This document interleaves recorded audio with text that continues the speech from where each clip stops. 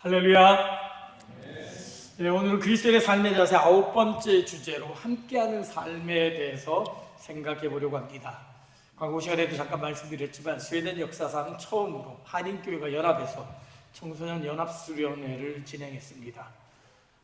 사실 내용을 보면 너무 작은 한 부서의 연합이라고도 할 수 있고 인원도 그렇게 많지 않은 연합이지만, 그러나 의미적으로 상징적으로 볼 때 그동안 함께하지 못했던 두 교회가 연합하고 또 웁살라에서도 또 참여하고 해서 이곳에 있는 한인들이 함께 연합해서 수련을 가졌다라는 그런 상징성을 갖게 되는 것 같습니다. 제가 예전에 20여 년 전 이곳에 와서 연합수련회, 연합집회, 연합예배, 기도회 하려고 그렇게 애를 썼음에도 불구하고 이루어지지 못했는데, 이번에는 비록 중고등부 청소년들의 모임이지만 작은 연합이라도 이루어져서 너무도 감사했고, 또 이러한 연합이 앞으로 장기적으로 교회와 연합이 되어지고 한인들이 연합이 되어지고 또 이곳에 있는 제3세계 사람들과 스웨덴 사람들의 연합으로 확장되어지기를 소망합니다.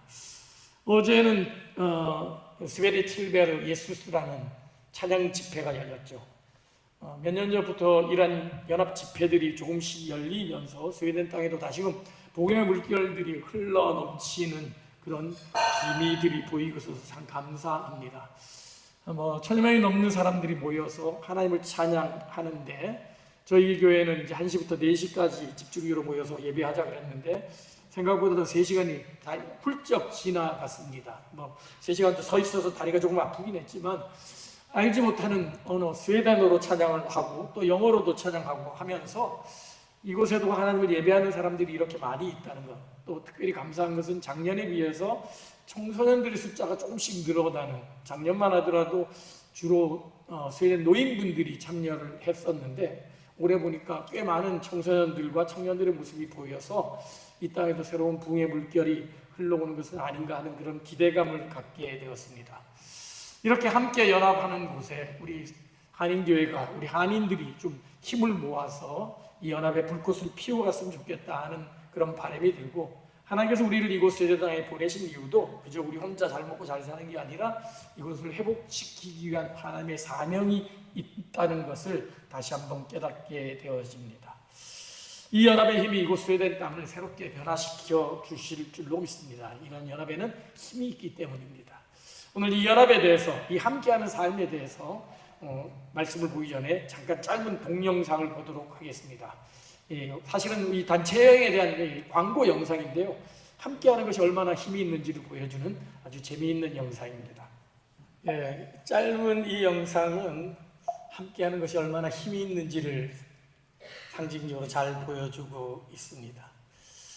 혼자 있으면 상호밥이 되기도 쉽고 개미알게 먹잇감이 될 수밖에 없고 길을 잃을 수도 있습니다. 하지만 함께할 때 아무리 강력한 대적이라도 이겨낼 수 있다는 거죠. 하나님이 인간에게 하신 첫 번째 질문, 아담에게 하신 질문이 이것이죠. 아담아, 내가 어디 있느냐? 아담, where are you? 너 자신의 정체성이 무엇인지, 우리가 있어야 될 자리가 어디인지를, 즉 인간은 하나님 곁에서 하나님을 예배하는 존재라는 것을 일깨워주는 질문이라면, 하나님이 하신 두 번째 질문은 가인아, 내 아우 아벨이 어디 있느냐라는 질문이었죠. 가인아, where is your brother 아벨? 이것은 인간의 사명, 삶의 의미와 목적을 일깨워주는 질문입니다. 우리 인간은 혼자서 살아가는 존재가 아니라 이웃과 함께 살아가야 되는 존재예요.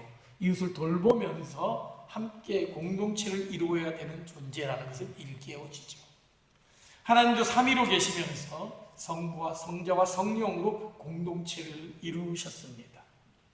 하나님 우리가 혼자 있기를 원치 않으십니다. 그래서 폴 뚜링헤라는 신학자는 인간이 홀로 할 수 없는 것이 두 가지가 있는데 하나는 결혼이고 하나는 그리스도인이 되는 거다라고 했습니다. 결혼을 혼자 할 수 없는 것처럼 그리스도인으로 살아가는 것은 혼자 할 수 없다는 것이죠. 그리스도인은 이웃과 함께 살아가는 존재입니다. 만약에 그리스도인이 혼자 살아가는 존재라면 하나님 우리를 구원하시고 바로 천국으로 데려가셨을 것입니다. 우리를 구원하시고 이 땅에 남겨놓으신 이유는 우리가 돌봐야 될 이웃이 우리 곁에 있기 때문입니다. 오늘 이 시간 우리는 그리스도인의 삶의 자세로 함께하는 삶, 동행, 연합에 대해서 그 의미에 대해 생각해 보자 합니다. 13세기 신성로마 제국의 황제 프리드리히 2세라는 사람이 이런 일을 했다는 기록이 나와 있습니다. 이 사람은 유럽 최초 영이라는 개념을 도입하고 새에 대한 논문과 법을 직접 만드는 사람이기도 합니다. 특별히 언어에 재능이 있어서 국외 국어를 아주 능숙하게 하는 사람이었습니다. 제가 가장 부러워하는 이 언어를 이렇게 잘하는 언어 천재였어요. 근데 이 사람에게 호기심이 있었는데 어떤 호기심이냐면 소위 말하는 언어 박탈 실험이라는 것을 합니다. 인간에게 언어는 가장 기본적인 원초적, 근원적인 오리지널 랭귀지가 뭘까라는 질문이었어요. 자기가 그리스어도 헬라어도 하고 히브리어도 하고 라틴어도 하고 독일어도 하고 수많은 언어를 하는데 만약 인간에게 주어진 가장 최초의 언어, 오리지널 랭귀지가 무엇인가라는 궁금증에 실험을 합니다. 그래서 부모가 없거나 아니면 아주 가난한 집안의 아이들을 데려와가지고 이 아이들을 실험 대상으로 삼고 실험을 합니다. 실험의 조건은 최대한 좋은 환경에서 보살피고 좋은 옷과 좋은 옷을 입히고 청결을 유지한다는 겁니다. 그런데 각각 독방에서 키워야 되고 먹을 때나 씻길 때를 제외하고는 안아주거나 접촉하거나 말을 하지 않는다는 거죠. 무엇보다도 아기들에게 절대로 말을 하지 않게 했습니다. 그러면 이 프리드리히 2세는 어느 시간이 지나면 아이들이 누구에게도 말을 못 들었기 때문에 아마 태어날 때 본연의 그 랭귀지가 나오지 않을까 하고 기대를 했던 거죠. 인간의 순수한 자연 언어가 과연 무엇일까라는 이 실험은 안타깝게도 실패로 끝납니다. 사실 프리드리히 2세는 아마 그 언어가 히브리어가 아닐까? 라틴어가 아닐까? 그리스어가 아닐까라고 생각을 했던 것 같아요. 그런데 그 아이들은 그렇게 잘 먹고 잘 입고 청결하게 지냈음에도 불구하고 결국 시름시름 앓다가 다 죽어버렸습니다. 사람들의 품에 안기지 못한 채 사람의 돌봄을 받지 못한 이 아이들은 1년도 되지 않아 다 죽어버렸다는 거죠. 인간은 사회적 동물입니다. 함께 살아가는 존재입니다. 하나님 우리를 외따로 부르신 것이 아니라 공동체로 부르셨죠. 아담이 홀로 있는 것을 보기 좋지 않게 여겨 돕는 배필로 하와를 만드셔서 두 사람이 함께 있는 것을 보면서 공동체를 보면서 심히 기뻐하셨다라고 그럽니다. 그래서 성경은 이 동행의 모습이 얼마나 아름다운지를 이렇게 기록합니다. 시편 133편입니다. 보라 형제가 연합하여 동거함이 어찌 그리 선하고 아름다워. 연합해 있는 모습이 너무너무 아름답다는 거죠. 함께 모여 함께 교제하고 함께 사랑하며 함께 예배하는 그 모습이 너무너무 아름답고 어떻게 그렇게 선하고 아름다운 거라고 감탄사를 내뱉고 있습니다. 그런데 안타깝게도 인간은 함께 있기보다는 혼자 있으려고 합니다. 함께 있는 것을 불편해하기도 합니다. 왜 그럴까요? 죄의 결과입니다. 죄는 함께함을 깨어버렸습니다. 공동체를 깨뜨려버렸습니다. 죄의 결과로 나타난 첫 번째 현상이 무엇이죠? 하나님의 얼굴을 피하여 나무 뒤에 숨었습니다. 하나님과의 관계가 깨어져 버렸습니다. 하나님 곁에 서서 늘 언제나 하나님과 교제하며 예배해야 될 존재가 하나님이 두려워서 하나님을 피하여 숨은 것입니다. 그리고 어떤 일이 벌어집니까? 왜 이런 일을 했냐라고 할 때 아담은 뻔뻔스럽게 이렇게 얘기합니다. 하나님이 주신 저 여자 때문에 내가 이것을 먹었다라고 이야기하죠. 아내를 비난합니다. 책임을 전가합니다. 한때는 내 뼈 중에 뼈, 살 중에 살이라고 이야기하며 극찬을 했던 그 남자가 이제는 여자를 비난하며 저 여자 때문에 내 인생 망가졌다라고 그렇게 책임 전가하고 있는 것입니다. 죄의 결과입니다. 죄는 부부관계를 깨뜨리고 부모와 자식의 관계를 부숴버립니다. 회사에서는 업적을 위해 인간관계는 쉽게 내던져버립니다. 학교에서는 왕따를 만드는 걸 보고 즐거워하기도 합니다. 이 모든 것이 죄악의 모습인 것입니다. 오늘 본문도 이런 죄의 모습에 대해서 혼자 있는 것에 대한 위험성을 경고합니다. 한 사람이면 패하겠거니와. 한 사람이면 패한다는 것이죠. 더군다나 이야기합니다. 홀로 있어 넘어지고 붙들어 일으킬 자가 없는 자에게는 화가 있을 거다 그럽니다. 어떤 사람에게 화가 있습니까? 한 사람이면 패할 것이고 홀로 있어 넘어져도 붙들어 세워줄 친구가 없는 자에게는 화가 있을 것이라고 성경은 경고합니다. 그래서 오늘 보면 전도서는 두 사람이 함께 있음의 유익이 얼마나 큰지를 여러 가지로 설명합니다. 특별히 크게 네 가지로 요약할 수 있습니다. 첫째는 좋은 상을 얻을 수 있을 것이고, 일으켜 세울 수 있을 것이고, 따뜻할 수 있을 것이고, 맞설 수 있다는 것입니다. 먼저 구절을 보십시오. 두 사람이 한 사람보다 나으면 그들이 수고함으로 좋은 상을 얻을 것이다.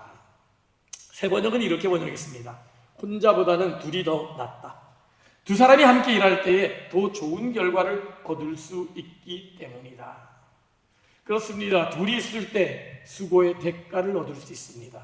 좋은 상을 얻을 수 있습니다. 두 사람이 함께 일하는 것은 시너지 효과를 일으켜서 단순히 1 플러스 1은 2가 아니라 1 플러스 1은 2 플러스 알파요, 무한대가 될 수 있습니다. 회사에서 어떤 프로젝트를 진행할 때 한 사람에게 맡기기보다는 팀을 만들어서 그 일을 시키는 이유도 여기에 있는 거죠. 서로의 장단점을 보완하면서 채워주면서 시너지 효과를 내기 위함입니다. 실제로 이런 시너지 효과를 실험적으로 증명한 결과가 있습니다. 말 한 마리가 끌 수 있는 마차의 무게는 2톤이라고 합니다. 그러면 두 마리의 말이 끌 수 있는 마차의 무게는 4톤이 정상인 겁니다. 그런데 이 두 마리의 말이 함께 묶어서 마차를 끌게 하면 그 짐은 무려 4톤이 아니라 6배 이상이 되는 23톤 이상을 끌 수 있다고 합니다. 한 마리가 각각은 2톤밖에 끌지 못하지만 두 마리가 함께 힘을 합쳤을 때는 23톤이나 되는 엄청난 무게를 끌 수 있는 힘이 생긴다는 것이죠. 그래서 일반 회사에서도 개인의 능력보다도 사람의 관계를 더 중요시하게 여깁니다.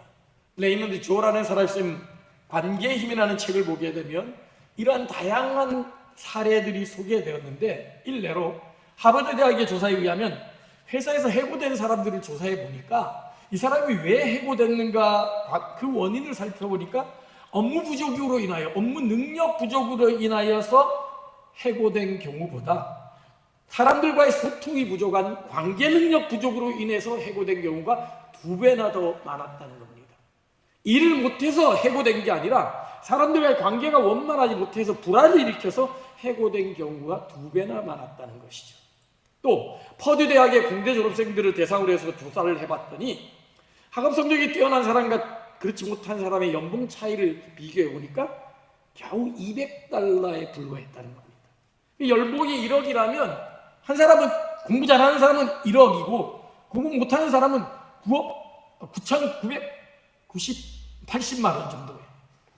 갑자기 눈이 좋아지네. 공부 못해도 되겠다. 우리 청소년들, 야, 공부 안 해도 되겠다. 네, 그래도 열심히 해야죠. 최선을 다해서. 더 중요한 게 뭐다? 공부 잘하는 것보다 사람들과의 관계를 맺는 게 더 중요하다는 거죠. 그래서 대인관계에서 뛰어난 사람과 그렇지 않은 사람의 연봉을 비교해 보니까 연봉 차이가 무려 33%가 났습니다. 1억을 받는다면 관계 능력이 부족한 사람은, 대인관계가 안 좋은 사람은 7천만 원도 채받지 못하더라는 것이죠. 회사에서도 그런 결과들이 나온 것이죠. 예수님은 두 사람의 연합을 강조하면서 이렇게 말합니다. 진실로 진실로 너희 중에 이르노니 너희 중에 두 사람이 땅에서 합심하여 무엇이든지 구하면 하늘에 계신 내 아버지께서 그들을 위하여 이루게 하시리라. 두세 사람이 내 이름으로 모인 곳에 나도 그들 중에 있다라고 말합니다. 하나님은 연합의 최소 단위를 이야기합니다. 공동체의 최소 단위를 이야기합니다. 최소한 두 사람이라도 모이라는 것이죠. 두세 사람이 되어지고 많으면 많을수록 더 좋지만 적어도 두 사람이라 모인다면 내가 너와 함께 있을 것이고 너희들이 무엇이든지 구하면 하늘의 아버지께서 다 듣고 들어주실 것이다 라고 약속하고 있습니다. 그렇습니다. 함께 있을 때 대가를 얻을 수 있습니다. 좋은 상을 얻을 수 있습니다. 오늘 전도서는 또 다른 유익을 이야기하고 있습니다. 그것은 추운 겨울에도 따뜻하게 보낼 수 있다는 거죠. 11절입니다. 또 두 사람이 함께 누우면 따뜻하거니와 한 사람이면 어찌 따뜻하랴. 추운 겨울이 다가올 때 그 추위를 이겨낼 수 있는 비결이 무엇이냐? 함께 있는 것이라는 것이죠. 팔레스타인 지방의 겨울밤은 매우 춥습니다. 여행객들 또 가난한 사람들은 밤이 되면 자신의 겉옷을 이불로 사용했는데, 이때 너무 추우면 사람들이 똘똘 뭉쳐가지고 서로 함께 누움으로 말미암아 서로의 체온으로 추위를 이겨내기도 했습니다. 겨울이 온다는 것은 위기가 닥친다는 것이죠. 어려움이 온다는 것입니다. 형편이 힘든 상황에 처한다는 것을 의미하죠. 그때 함께 눕는다는 것은 서로를 의지하는 것입니다. 아무리 힘들고 어려운 상황이라 할지라도 서로를 의지한다면 그 힘으로 고난을 이겨낼 수 있다는 것이지요. 반면에 아무리 따뜻한 방이라 할지라도 혼자 누워 있으면 쓸쓸할 수밖에 없습니다. 아무리 좋은 환경이라도 혼자 있게 되면 외롭고 슬플 뿐입니다. 혼자 크는 나무를 보십시오. 그 나무는 제멋대로 큽니다. 온 마기하게 자기 마음대로 가지를 뻗고 뿌리를 뻗습니다. 그러나 숲속의 나무를 보십시오. 일정한 간격에 일정한 방향으로 곱게 자라갑니다. 옆에 있는 나무에게 방해가 되지 않게 서로 배려하며 자라가기 때문입니다. 이러한 함께함의 힘을 보여주는 가장 대표적인 예가 기러기가 날아가는 모습이죠. 기러기는 날아갈 때 V자 대형을 이루며 날아간다는 것은 잘 알 겁니다. V자 대형 만들어 날아가는 이유는 앞에서 날아가는 이 기러기가 날개짓하는 그 파도 바람을 타면서 뒤에는 더 쉽게 날아갈 수 있기 때문입니다. 그래서 앞에서 불어지는 파도 바람을 타고 두 마리가 더 큰 파도를, 네 마리가 더 큰 파도를, 이런 식으로 만들어지기 때문이죠. 그런데 앞에 있는 기러기는 힘들 수밖에 없겠죠. 자연스럽게. 그래서 기러기는 공평하게 앞뒤를 계속 바꿔가면서 날아갑니다. 그리고 기러기들이 끼룩끼룩 울면서 날아가는 이유가 무엇이냐? 그렇게 우는 기러기들은 뒤쪽에 있는 기러기라고 합니다. 앞에 날아가는 기러기가 속력을 늦추지 않고 격려하기 위해서 뒤에서 끼룩끼룩 거리면서 앞에 있는 동료를 격려한다는 것입니다. 그렇게 기러기들이 무리를 지어 날아갈 때는 혼자 날아갈 때보다도 70%의 힘을 절약하면서 날아갈 수 있다 그럽니다. 똑같은 힘으로 날아간다면 약 3배의 거리를 더 날아갈 수 있다는 것이죠. 함께 누우면 따뜻합니다. 함께 누우면 위기를 이겨낼 수 있다는 것이죠. 함께함의 세 번째 유익은 혹시 넘어질지라도 일어날 수 있다는 것이죠. 10절입니다. 혹시 그들이 넘어지면 하나가 그 동물을 붙들어 일으키려니와 홀로 있어 넘어지고 붙들어 일으킬 자가 없는 자에게는 화가 있으리라 그럽니다. 둘이 있다고 해서 실수하지 않는 건 아닙니다. 실패하지 않는 건 아닙니다. 둘이 있어도 넘어집시오. 그런데 둘이 있을 때 넘어지면 다른 사람이 넘어지지 않은 사람을 붙잡아 일으켜 세울 수 있다는 것이죠. 한 사람이 실수하면 다른 사람이 그 실수를 보완할 수 있습니다. 두 사람이 실수하면 다른 두 사람이 그 사람을 일으켜 세울 수 있습니다. 공동체의 힘입니다. 서로의 약점을 보완할 수 있는 거죠. 문제가 많은 사회, 문제가 많은 공동체의 특징이 뭡니까? 대부분 다 보면 독재하기 때문입니다. 독재하는 독재 국가라든지 어떤 조직에서 독불 장군이 있을 때 결국 문제는 터져버리고 맙니다. 안타깝게도 오늘날 한국교회의 모습들을 보게 되면 목회자들의 타락상을 종종 보게 됩니다. 왜 이런 일이 벌어졌을까? 동력자가 없기 때문입니다. 사실은 한국교회의 담임목사 제도는 제왕적 군주주의입니다. 입법권과 사법권과 행정권을 다 가지고 있습니다. 저도 한국에서 목회할 때 내려놓고 내려놓으려고 해도 은연중에 그 모든 고난이 저에게로 집중되는 것을 보게 됩니다. 그러다 보면 판단하는 데 판단력이 흐려질 수 있습니다. 넘어졌을 때 조언해줘야 되는데 우리 목사님 그럴 수 있지라고 그렇게 그냥 편들어 주다 보면 계속 그 실수에 엎드려져 살아갈 수밖에 없습니다. 역할 분담을 해야 되는데 이건 사실 한국교회 성도들의 책임도 큽니다. 목회자에게 모든 고난을 몰아주고 나서는 그냥 맹목적 맹종만 하다 보니 교회가 이상한 방향으로 흘러가도, 교회가 이상한 정치판에 휩싸여도, 이상한 이단에 휩싸여도 그냥 같이 무지몽매하게 넘어가는 경우가 많습니다. 판단하고 비판하고 조언을 해야 되는데 그것을 잃어버린 거죠. 한때 우리나라의 가장 대표적인 교회인 영락교회에서 팀 목회를 실험한 적이 있습니다. 담임 목사 한 사람에게 집중된 고난을 분산시키려고 교육 담당 목사, 행정 담당 목사, 선교 담당 목사 3명을 공동 담임 목사로 세워서 목회를 하게 했습니다. 결과가 어떻게 됐을까요? 3분 다 이름만 대면 유명한 아주 목사님 됩니다. 몇 년이 채가지 않아 실패했습니다. 왜 그럴까요? 사람들은 은연중에 줄을 세웁니다. 야, 이 목사님이 최고다. 야, 저 목사님이 최고다. 아니야, 요 목사님이 최고야 라고 하면서 줄을 세우며 분열을 만들어 가던 거죠. 결국 교회는 더 이상 이렇게 되다간 교회가 세 파가 나눠지겠다 싶어가지고 결국 팀 목회를 포기하고 한 명의 담임 목사를 세우는 것으로 조정을 했습니다. 줄을 세워 파당을 짓는 모습들이 우리 가운데 있다는 거죠. 그러기에 지도자로는 외로운 존재고 앞에 서 있는 사람은 외로운 존재가 됩니다. 근데 그 외로운 존재를 그냥 내버려 두면 넘어지고 쓰러질 수밖에 없는 거죠. 잘못하고 부족해 보이면 와서 조언도 해야 되고 힘들어 보이면 위로도 해야 되는데 우리 목사님 하나님이 잘 돌보시겠지 그 생각하고 제가 이렇게 거룩하게 서 있으면 우리 목사님 완벽해 너무 좋아하고 설교도 좋고 은혜도 받서 그냥 내버려 두면 제가 무슨 고민이 있어서 어떤 악성으로 있는지 요즘은 어디가 아파고 병원도 자주 가고 제 인생 처음으로 진짜 MRI를 2번씩이나 찍고 그렇게 했는데도 우리 목사님 축구 좋아하니까 건강할 거야 라고 생각하고 내버려두면 어느 순간 저 갑니다.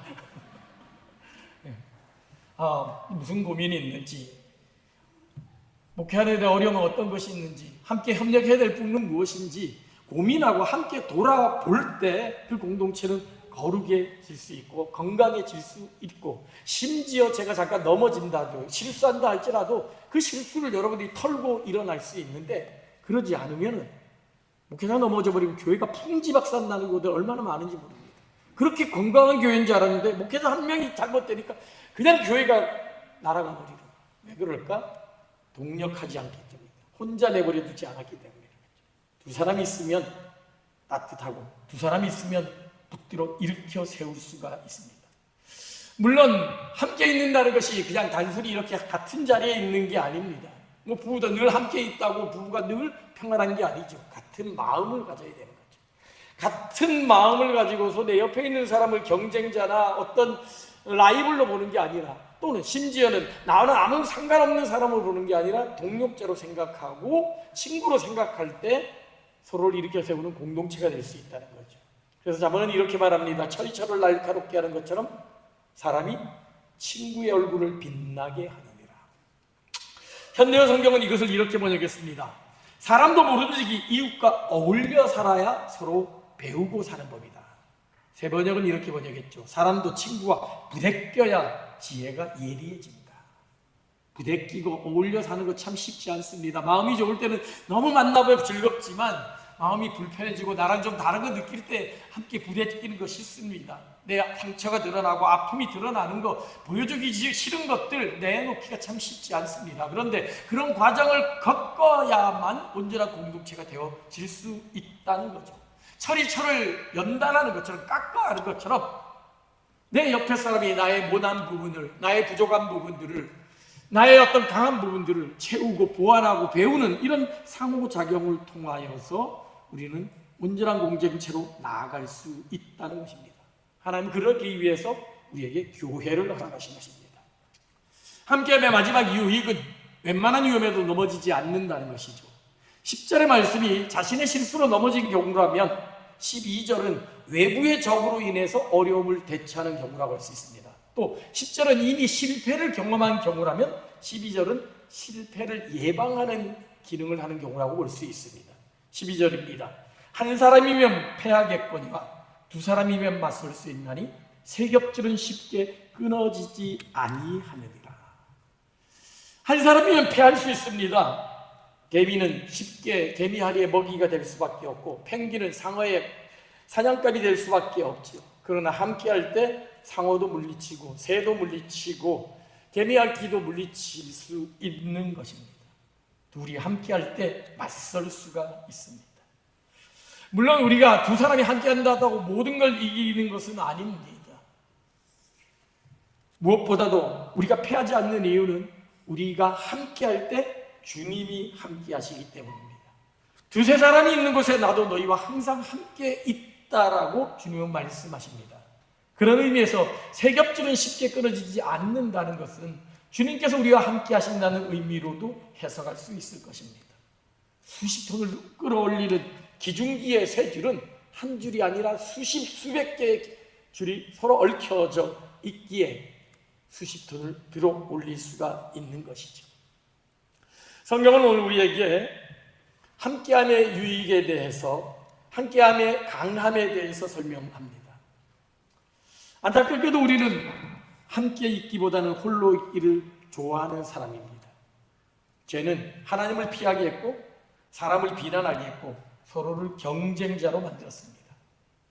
우리가 살아가는 사회는 끊임없는 경쟁으로 상대방을 깎아내리고 상대방을 짓밟아야만 올라갈 수 있는 그런 피라미드 구조로 만들어 놓았습니다. 그러나 우리 주님께서는 그런 깨어진 관계를 회복시키기 위해 이 땅에 오셨습니다. 우리와 함께하기 위해 오셨고 우리의 죄를 대신하여 십자가에 달려 죽으셨습니다.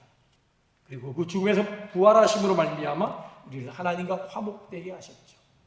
예수님의 십자가의 죽음은 끊어졌던 하나님과의 관계가 회복됨을 의미하는 것입니다. 십자가에 달려 돌아가실 때 성소의 휘장이 찢어졌다는 것은 우리가 언제든지 하나님께 나아갈 수 있는 은혜를 얻었다는 의미요.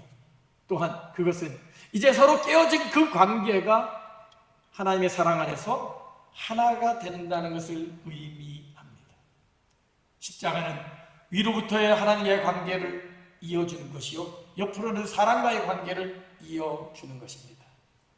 이제 우리는 혼자가 아닙니다. 예수 그리스도를 믿어 하나님의 자녀가 된 사람은 하나님과 함께하는 사람이요, 동시에 하나님의 가족들과 함께하는 사람입니다.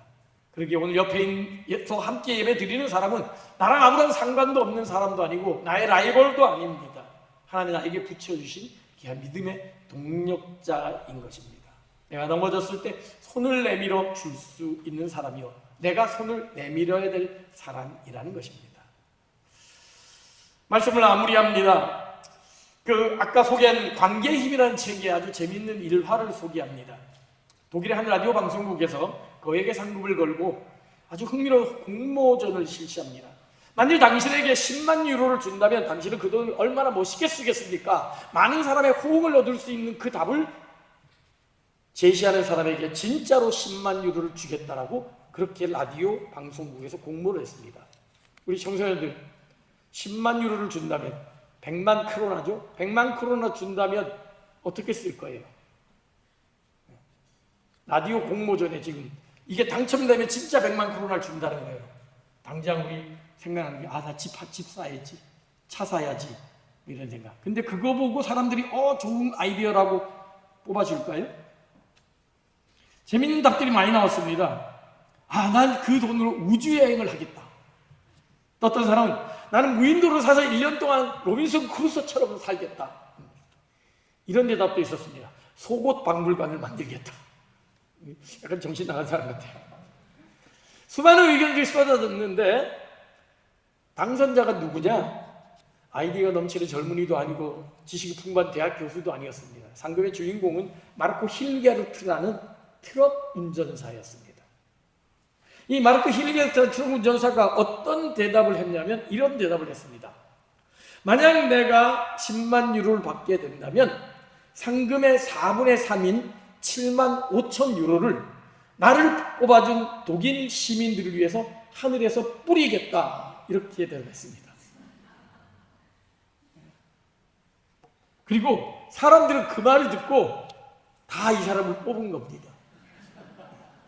결국 당첨됐고 이 사람은 10만 유로를 받았습니다. 그리고 2007년 1월 26일 마르코는 약속대로 카이제르 슬라우테르라는 마을의 광장에서 기중기에 올라타가지고 그 7만 5천 유로를 모여든 군중에게 뿌렸다는 겁니다. 어떻게 이런 일이 벌어졌을까요? 마르코는 함께 살아가는 법을 아는 사람이었다는 거죠. 자신이 받기 위해서는 줄 알아야 된다는 걸 깨달은 사람입니다. 자신에게 필요한 게 있다면 다른 사람에게도 필요한 것이 있다는 것을 깨달았던 사람이죠. 그랬기 때문에 상금의 4분의 3을 기꺼이 다른 사람을 위해서 양보하는 제안을 한 겁니다. 오늘도 우리는 수많은 사람들과 함께 살아갑니다. 많은 사람들이 그 수많은 사람들을 경쟁자로 여기고 밟아야 되는 존재로 여기고 이용해야 될 존재로 생각을 합니다. 그러나 하나님은 그 사람들을 우리가 함께 살아가야 될 친구로, 동력자로 불러주셨습니다. 사람은 공동체로 살아갈 때 비로소 행복을 느낄 수 있기 때문입니다. 두 사람으로 살아갈 때 좋은 상을 얻을 것이요, 따뜻한 삶을 살아갈 것이요, 혹시 넘어져도 다시 일어날 수 있을 것이요, 아무리 강한 대적이 위협한다 할지라도 능히 맞설 수 있습니다. 두 사람의 힘입니다. 함께함의 힘입니다. 우리가 잘 아는 아프리카 속담이 있죠. 빨리 가려면 성현님도 몰라요? 혼자 가라. 그러나 멀리 가려면 함께 가라지. 혼자 가면 빨리 갈 수 있습니다. 그러나 곧 지치고 마는 거죠. 멀리 가려면 함께 가야 합니다. 가깝게는 내 가족과 이웃과 동료들은 물론이거니와 멀리는 우리가 살고 있는 이 스웨덴 땅과 이곳에 있는 제3세계 사람들, 이주민들과 함께 오대양 육대지의 사람들과 함께 살아가야 됩니다. 우리가 연합을 강조하고 연합 모임에 참여하려고 하는 이유 바로 여기에 있는 거죠. 그럴 때 우리는 비로소 행복한 삶을 살아갈 수 있는 것입니다. 존 디마틴이라는 사람이 이런 얘기를 합니다. 지식인은 어떤 사실을 알고 있고 성공한 사람은, 행복한 사람은 어떤 사람을 알고 있다. 나는 어떤 사실을 알고 있는 사람입니까? 어떤 사람을 알고 있는 사람입니까? 사실만 안다면 똑똑하고 유능하다고 평가를 받을 수 있을지 모르지만 사람을 모른다면 그 사람은 그 공동체에서 결코 성공할 수 없을 것이요, 결코 행복할 수 없을 것입니다. 그래서 기독교 영성학자 유진 피터스는 공동체의 중요성에 대해서 이렇게 말했습니다. 결국 내가 도달한 확신은 이것이다. 우리가 공동체에 자신을 담그고 공동체를 끌어안지 않고서는 영적인 삶에서 어떠한 성숙도, 어떠한 순종도, 어떠한 온전함도 이룰 수 없다는 것이다. 나 자신만으로는 결코 나 자신이 될 수 없다. 그리스도께서 거하시는 곳은 우리 문화가 우쭐을 대며 자랑하는 개인주의가 아니라 바로 공동체다. 그렇습니다. 나 자신만으로 결코 나 자신이 될 수 없습니다. 내가 되기 위해서 내 주변의 사람들이 필요합니다. 나의 부모와 나의 친구와 형제들, 내 교우들, 이웃들이 있을 때 비로소 나는 나다운 나가 될 수 있는 것입니다.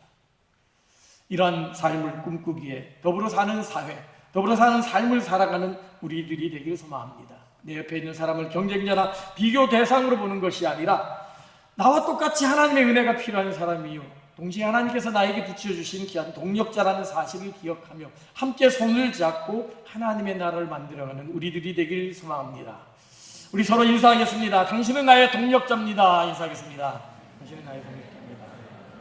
네, 또 이렇게 인사할까요? 당신이 있어서 감사합니다. 인사합니다. 당신이 있어서 감사합니다. 예, 이러한 아름다운 공동체 만들어가는 우리들이 되길 소망합니다.